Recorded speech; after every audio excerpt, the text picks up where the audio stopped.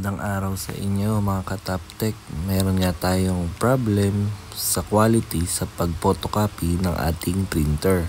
Ang printer nga pala na gamit natin ay DCP T720DW or Brother Printer. Una lang natin gagawin, click lang natin yung menu at pumunta tayo sa Improve Quality at i-check natin yung quality ng ating printer or sa pag-print at sa pag-photocopy ng ating printer. Kung mapapansin nga natin ay may mga gap na sa colored at sa black ng ating printer. Syempre, after natin ma-check yung quality ay itatanong niya kung gaano nga ba karami yung gap. Pipiliin lang natin ay yung a few, about half at many. Syempre, kung onti lang naman, pwede natin piliin yung a few. Kung halos kalahati naman yung gap, yun yung about half.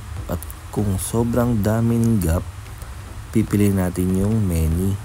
Syempre sa black, pipiliin natin yung many dahil marami ng gap sa black. Check natin, wait lang natin habang nagki-cleaning ang ating printer.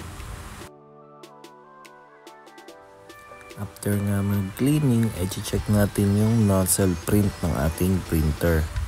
Set paper feed, then press start. At wait lang natin habang nagpiprint ang ating printer. Hintayin natin matapos at i-check natin if marami pa rin bang gap sa ating printer. Sa magenta, okay na. Wala nang gap, cyan at yellow.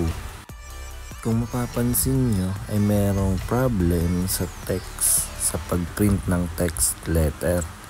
Kailangan lang natin gamitin palagi ang ating printer upang mawala yung ganong problem.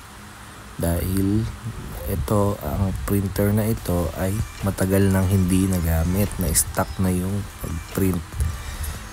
Stuck na yung mga ink, syempre kailangan siyang i-cleaning. After niyang ma-cleaning at i-check yung quality.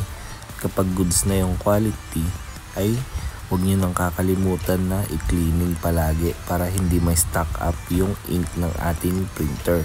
Sana ay may natutunan kayo sa ating video. Huwag niyo na rin kakalimutang mag-subscribe, i-like at i-click ang notification bell